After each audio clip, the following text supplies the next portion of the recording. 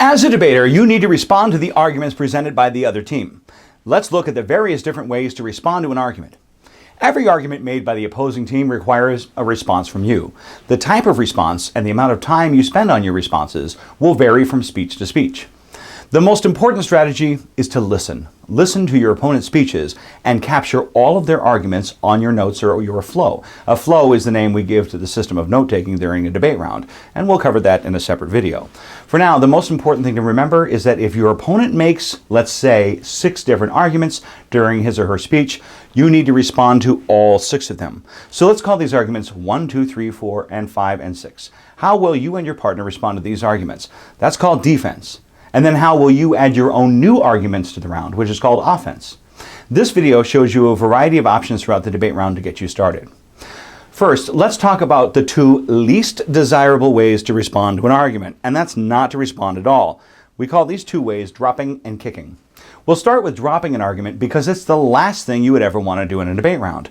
Dropping an argument means that you don't discuss it at all, either because you forgot to or because you didn't have any good answers.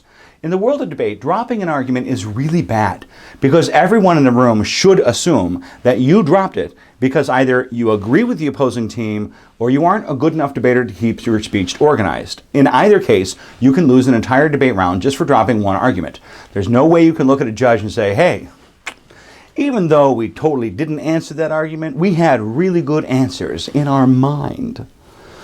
Even more importantly, you can't drop an argument in one speech and then somehow expect to revive it in the next speech. So if the 2AC drops an argument, it's done, kaput, finito, and the team should not have the opportunity to suddenly start talking about it in a later speech, because by then it's too late and the opposing team doesn't have enough speeches to adequately respond to that argument. So in review, if you forgot to talk about an argument in your speech that the opposing team talked about in their speech, you've dropped an argument and you probably won't win.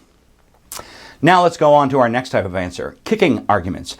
Kicking is like dropping in that you stop talking about an argument, but unlike dropping an argument, kicking means that you strategically decide to lose an argument. Now that might not make much sense at first, but in the world of negative teams, it makes perfect sense. Use the 1NC to make 7 or 8 arguments, then use the remaining speeches to drop the arguments you clearly aren't winning, in favor of going for the argument you might, could, or should win. This strategy gives you more time to do the work you need to do to win with your remaining arguments.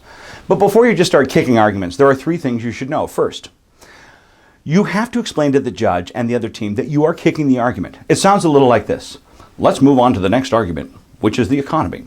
We claimed in our previous speech that the affirmative plan would lead to mass bankruptcy. The affirmative team had some pretty good evidence that it wouldn't, so we are no longer pursuing this argument so that we can focus on our remaining arguments. Now, you might also want to take a few seconds to explain why the argument wasn't too important in the first place. For example, you could add, the issue of mass bankruptcy may or may not occur, but the overall economic impact of the affirmative plan would still be devastating. So let's move on to that argument. Notice how kicking is different than dropping. When you kick an argument, you aren't going to win on that argument, but you aren't going to lose because of it either, especially if you are on the negative team. And that brings us to the second point about kicking argument. The affirmative team cannot kick arguments that are critical to its own plan, which means any argument.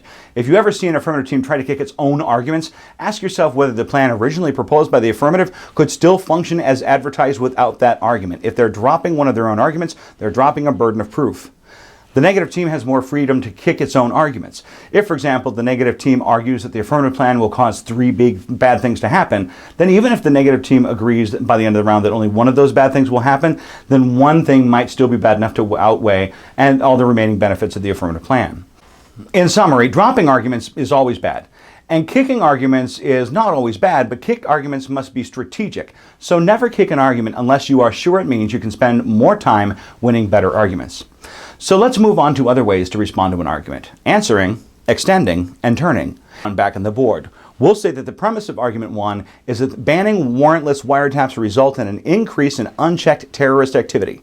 Now, in order to demonstrate how this might be true, the negative team would have to break down the argument into a few smaller arguments.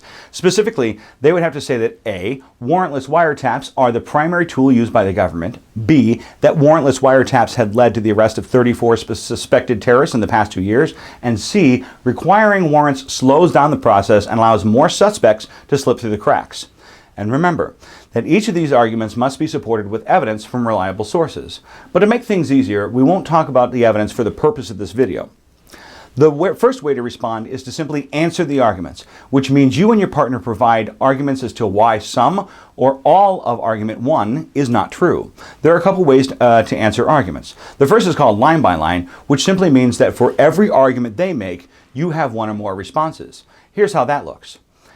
In response to subpoint A, you might argue that the frequency of use does not correlate with the appropriateness of the method.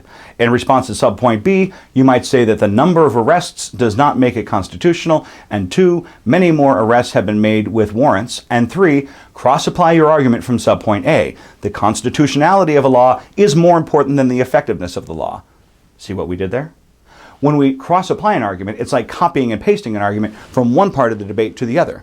And since we should be reading evidence to support each point, cross-applying means you don't have to reread that evidence all over again, but you still want to remind the judge what that argument said.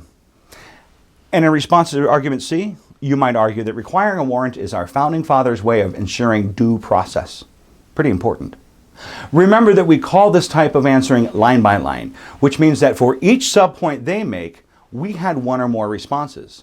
We cross-applied at least one of our arguments to save ourselves some time. But what if we needed to save ourselves a lot of time? Well, we could group their arguments. This is another form of line by line. Did you notice that our arguments to subpoints A and B were kind of similar? Since they are, instead of repeating similar arguments for 2 or more subpoints, we could just say, let's group subpoint A and B, and we'll have 3 responses. First, the Constitution matters more than crime fighting. Second, more suspects have been caught using properly issued warrants in the country than without. And third, there are good reasons why warrants are needed. Let's move on to C, where we'll have 2 responses. First, the use of warrants is more likely to ensure conviction. And second, the use of warrants is necessary to combat unchecked abuse by law enforcement. Now, that covers how to answer an argument. You can use line by line to answer each part of an argument, and you can use cross-applying and grouping to make your responses more efficient. There's still a few more ways to answer an argument. The next way is to pull an argument. This simply means copying and pasting your own argument from your or your partner's previous speeches. This is not really an effective strategy for an argument that you want to win because you don't develop it or add to the argument. Even if the other team dropped the argument, you still want to say something about your original argument to increase its value in the round. Extending an argument is a much better option. Rather than simply saying, pull my previous arguments, you want to spend at least a few seconds pointing out why your previous arguments still stand, why the argument matters, or why your opponent's arguments aren't good enough. In other words, you take the original argument and you make it even a little bit better. The final type of response is among any debater's favorite, the turn. A turn allows you to take an argument presented by the opposing team and spin it around so it works in your favor. Turns can be tricky, so let's take one easy example. Your affirmative plan is to ban warrantless wiretaps. Let's say that the negative team argues that this results in an increase in paperwork for the courts and the police. Now here comes the fun part. A turn is like saying that your opponent's argument is a good thing. So, for example, an increase in paperwork for courts and the police ensures greater oversights and results in a higher conviction rate. If you could prove that requiring warrants increases the conviction rate because of the paperwork, you could prove that the negative argument actually helps support the affirmative plan, and thus you turn the negative argument into an affirmative argument. At this point, the negative team either has to kick their own argument or disprove the turn. In other words, prove that you're wrong about the paperwork. So to review, those are the many ways to respond to an argument. Make sure you take the time to learn the difference between each of them, which ones are good or bad, and how each of them works in the round. Let's review our major terms. Drop, kick, answer, line by line, cross-applying, grouping, extending, pulling, and turn. Remember, this is so important. Every argument needs some sort of response. And the more efficient you are and the more efficient your partner is, the more responses you can make. That's all for now. Good luck, debaters.